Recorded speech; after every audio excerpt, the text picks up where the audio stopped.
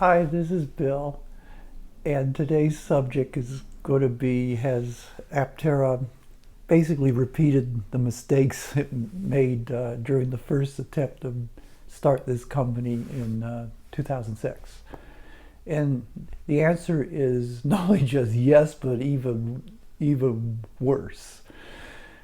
The sad part about all this is that I do believe that most of the people that are investing in Aptera are not doing this with the intent of trying to get 10x or 100x their investment, but rather they're doing it with the hope that they'll get a car or get these cars on the road.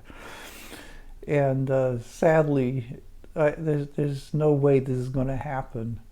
And I was curious about what happened in the first attempt, because if you've heard a lot of stuff about that. Yeah, and so I thought, okay, let's see what they did then and see what's different now, if anything. That's the sad part. Nothing is, actually it's worse now. So I went to Wikipedia. That's gonna be my source here. And the presentation of their material was actually, of course, I know people say that Wikipedia may not be accurate, but it does, to me, seem to pass what I'd call a sniff test.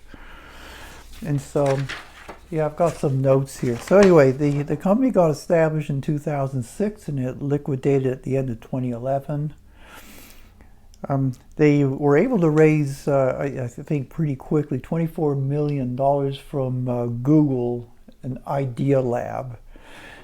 The CEOs back then, actually it was started by Fambro, and then Chris Anthony was brought on later. They're friends anyway. So they did acknowledge that while they had what they thought was a great idea of a hyper-efficient car similar to what we have now, they needed help to bring this to production. So they brought in a guy named Paul Wilbur, who had experience in this sort of thing in Detroit, I think particularly with Chrysler.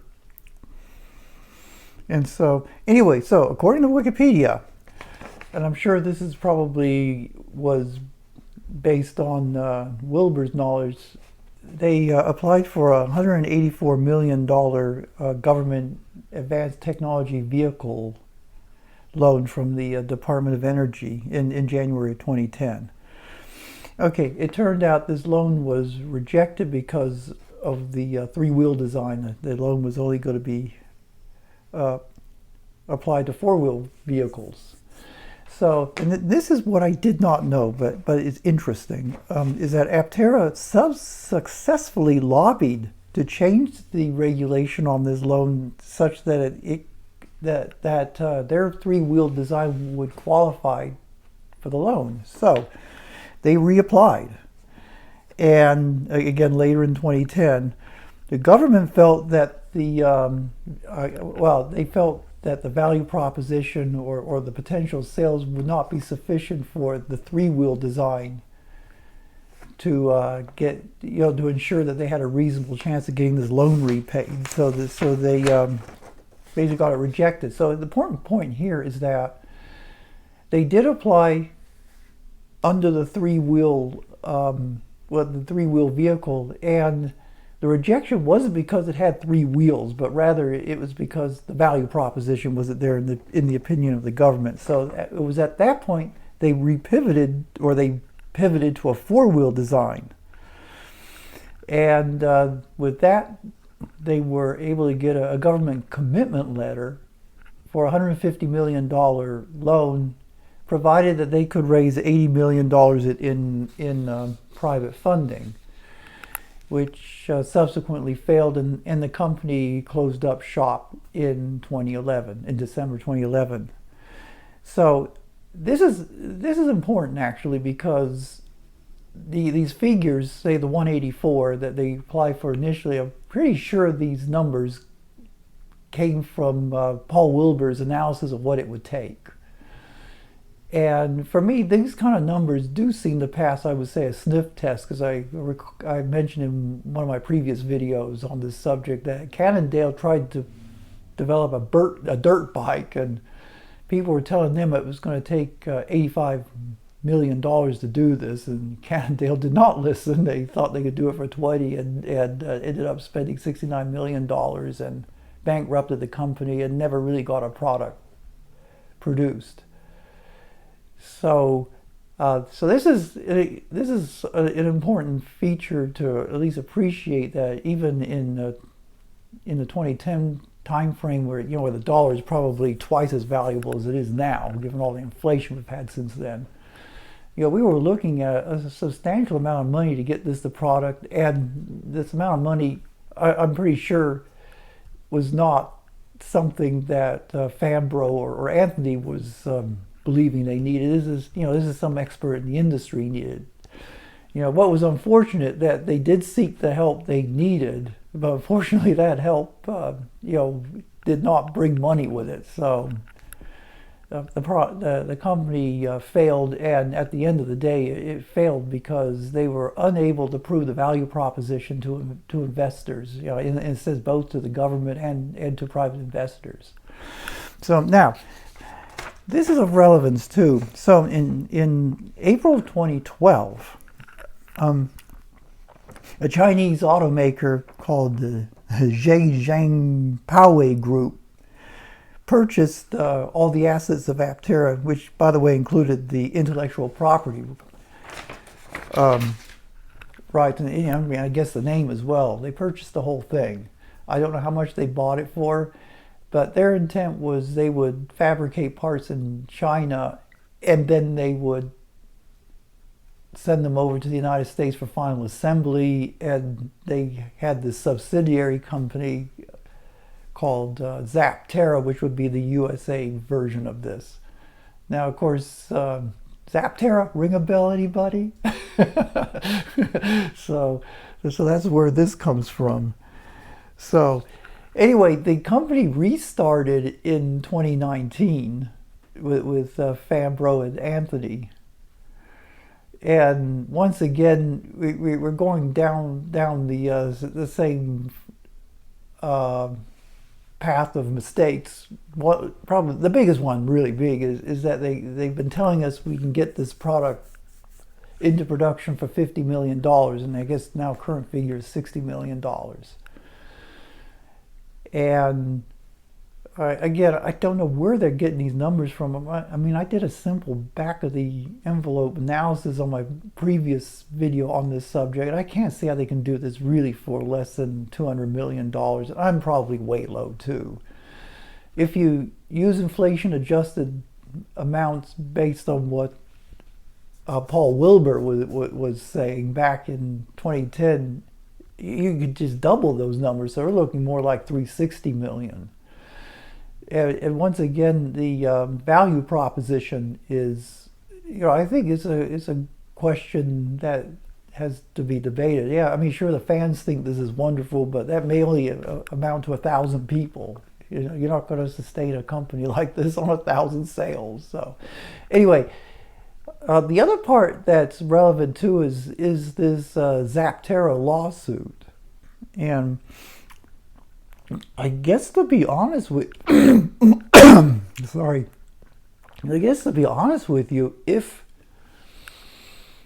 these CEOs restarted this company, with the Aptera name, and did not bother to check whether they had the intellectual property rights to do this stuff, is really sloppy on their account, although very consistent with how these people behave. So it's not a surprise, but it's a certainly it's a question. And so it almost seems like they've gone ahead and basically using intellectual property that they don't own anymore.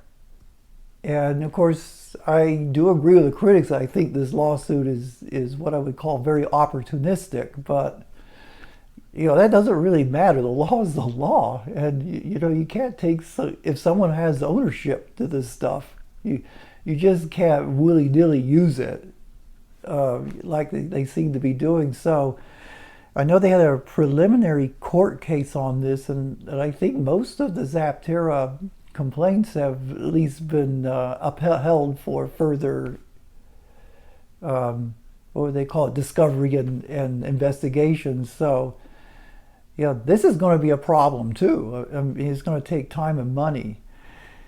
So, yeah, so the mistake that Aptera is making this time, the same mistake they made the first time, is that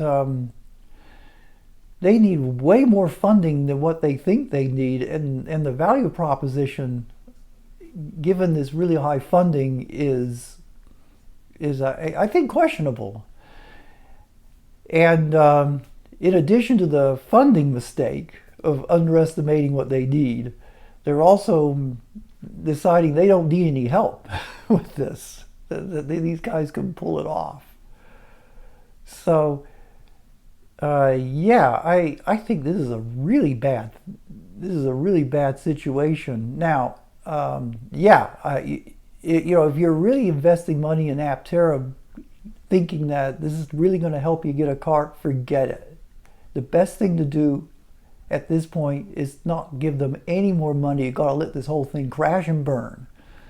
Hopefully, somebody comes around that sees the value proposition in this, that can bring the expertise and the money, and they basically pick this company up for free.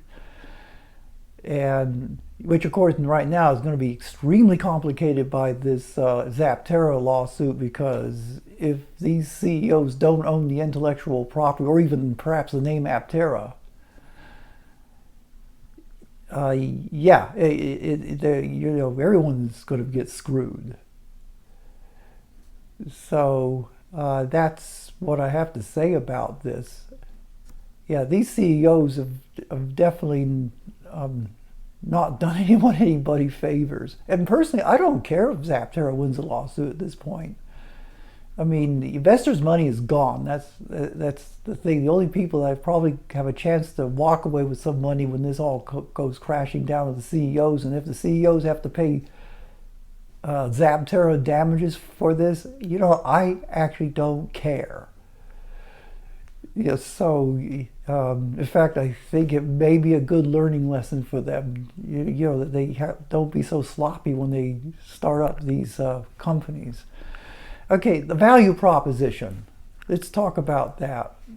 Right now, we're looking at $40,000 for this car, and as I say, I'm an accelerator investor, so I think my car number is 1,669 for whatever that's worth, which is nothing. But I am 99.99% convinced that if I do get the chance to buy this car at $40,000, I am not going to take the order. I'm not going to buy it. I think paying off my apartment building and the difficulty of it's been to pay that off has left me it's impacted me to realize that, yeah, you know, it's hard paying that kind of money. I'm not going to certainly borrow money to buy it. That's absolutely 100% guaranteed.